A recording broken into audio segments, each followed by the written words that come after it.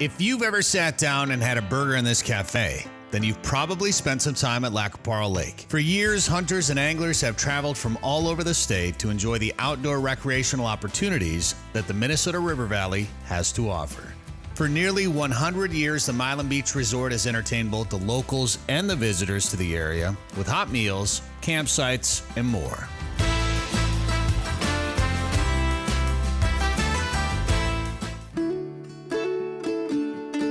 Well, I was born here, so since the late 60s I've been here. My grandfather started it in 1928, and it moved from him to my mother and then on to me. Jeff Randall and his wife Stephanie took over the resort in 2013 after Jeff's mother Jane passed away. I spent a lot of time here because Jane and I were in the same class in high school. And I remember coming down here in the summer and I'd help her cook in the back. You know, it was no big thing. Her mother was a peach, just the most sweetest person I've ever met, probably. It has always kind of been my happy place. I grew up, my mom used to work for the Randall family in Appleton. We grew up camping out here. Always been a really happy place for me. While the scenic location was a draw for a lot of visitors, the smell of baked goods often floated through the campground, creating memories for those who spent time as a child there. One of my favorites is Mildred. She would always sneak me in the back door and when she was baking cookies, if we were camping out here, and so I'd come and bake cookies with her. And she was just an amazing lady, really good baker. Mildred was Jeff's grandmother, who worked long days in the kitchen. Do you have a favorite cookie from Mildred? Yes, I remember being 5 or 6 years old and I was standing on a step stool at the stove making donuts with her. She made homemade buttermilk donuts. And I still make them once in a while. Oh, really? Using her recipe? Using her recipe, which was her mother's recipe. Those weren't in the restaurant today? They were. Oh, they were? Oh yeah, the whole cookbook was there. I mean the donuts. Oh no. Oh. No, I don't. I'm coming back for the donuts. I'll make you some. All right. When Jeff and Stephanie took over, the resort had a lot of miles on it and was in need of repair.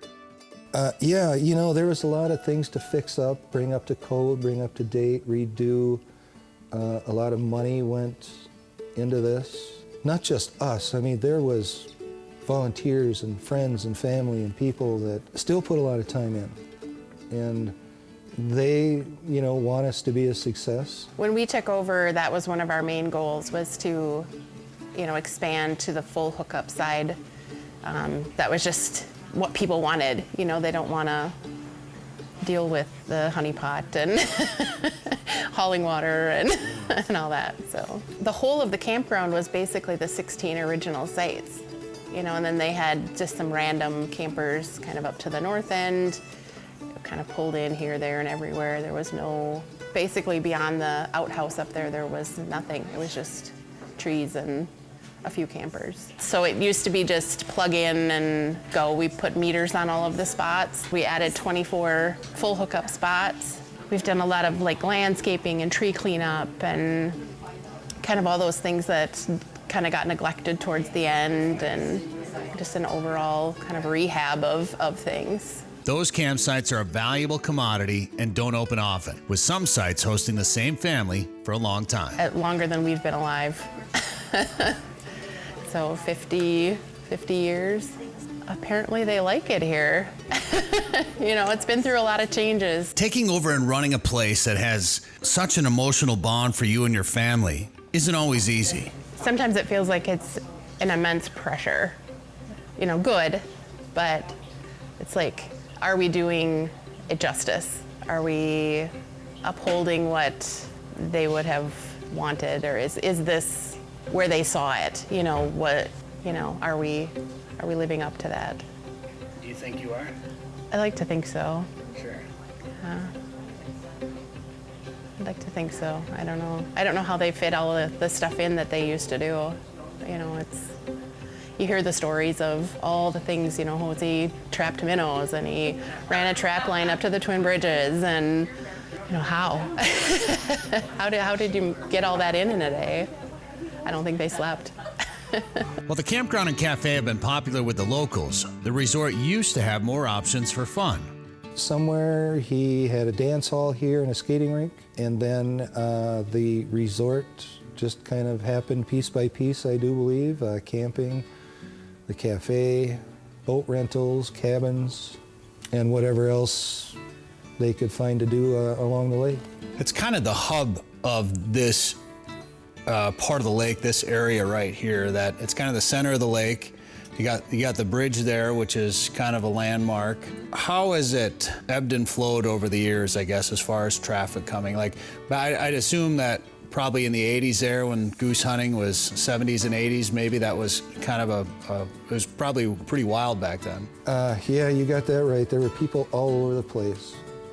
But if we go, a step back further, back to the 40s and 50s, 30s, 40s, and 50s, there were a lot more farm families in the area.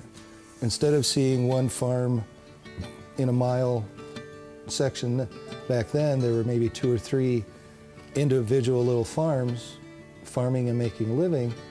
So you had all these kids, all these families, not a lot of money, and the closest place to go on the day off, or if it's hot, is down by the water. But what makes the region a destination for hunters and anglers almost closed the business. He started the restaurant thinking that lake was going to be lined with cabins. And in the 60s, the state come and the DNR started the wildlife refuge here and eminent domained all the property along the lake. So we and maybe 2 other families have land close to the lake. For reasons unknown to Jeff, the resort was allowed to stay, so they focused on the wildlife. So, we're the only resort on the lake. We're really the only place on the lake shore that the public can go, besides the state park, besides a picnic area, boat landing. During the height of the goose hunting craze around Lac qui Parle, the lake would hold around 150,000 Canada geese, and the area was crawling with camouflage. And those people would boost the local economy. And along with that came the people in the fall that wanted to hunt. And it was a lot of metro people, a lot of people outside the area that would come in to do this. The state had state blinds along the lake that you could rent, 118 of them, and they were all full. And every farmer had their field rented out for the goose season.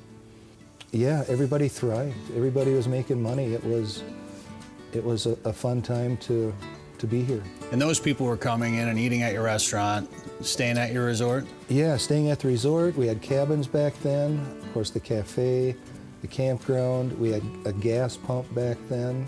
So it benefited everybody. And even though you could only shoot 1 goose here back then, it was a draw like I've never seen as far as people.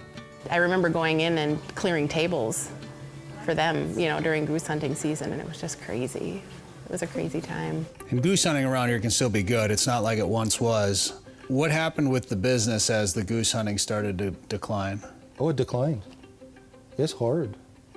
I mean, there's not a lot of extra money. There's days or months or weeks that you cross your fingers and hope that you make it, because that was a huge part of the income back then. Another landmark that can be tied to the resort was the famous Milan Bridge. A lot of people had a really intense connection to that bridge, so they come in and tell stories of jumping off the bridge or, just fishing off the rocks and the amazing fish they would catch. Despite the popularity of that bridge, its age was showing, and it became the focus of a necessary infrastructure improvement. In the last 2 years, the bridge project where they put in a new concrete bridge, that road was closed for 2 years, 2.5 years, and so that was almost nothing. And we had the pandemic, which I had to close, which takes away even more. The last 5 years, it's been tight, but we still make it. We still get up and do what we have to do, and we'll do it until I don't want to anymore. It's that kind of perseverance that has kept the resort going and a favorite breakfast and lunch spot for locals. Fishing has become more popular in recent years, and the lake has even hosted a few tournaments. It was the Paul Larson Memorial Tournament. A friend of mine passed away a few years ago, and they started a tournament in his name. The proceeds go to the local high school scholarship programs, I do believe. Yeah, my son Austin, who is 15 now, he is my tournament partner in the summer, and he got the biggest fish of the day, he got the only fish of the day, and he won the tournament. I'm just there to drive the boat and net the fish. It was 29 3/4 inch walleye. Didn't catch a single fish all day. It was storm at the beginning of the day. And then thinking about quitting, but we decided to make one more last troll through the to back where we started, then we would leave. And it was really foggy when we started, and there was no wind. Mid-morning, a very intense storm came through, a lot of wind, a lot of rain. it was getting pretty bad though. We had to reel up our lines for probably 15 minutes or so. And The tournament was at the end of August. It was a slow bite that day. There were only 5 fish turned in out of 75 boats for the whole tournament. You know, we both were getting bored. We were not catching anything. It was kind of hot. We talked about quitting. almost thought about giving up, and all of a sudden you look back and rod's doubled over, and next thing you know, you're reeling a 29.5 inch walleye. Won every category of the tournament, 7 plaques, and I don't know how much money we got, 9,000. I mean, it was just an incredible day. And I couldn't have been more proud to have my son catch it right in front of me on that day. With the resort being a family business, is he going to be running the resort someday? Oh gosh, I hope not. I hope he decides to do whatever he wants to do that's going to make him happy, and if it's not this, then I support it. There's a lot of challenges in owning a resort, particularly one that's been in the family for a long time. But at the end of the day, if you get to spend time with family, doing things you love, you'll find ways to make it work. Oh no! Oh no! He's got one. The Milan Beach Resort offers hot meals and cold sun drops and can give you a glimpse into the storied past of hunting and fishing at Lac Qui Parle Lake.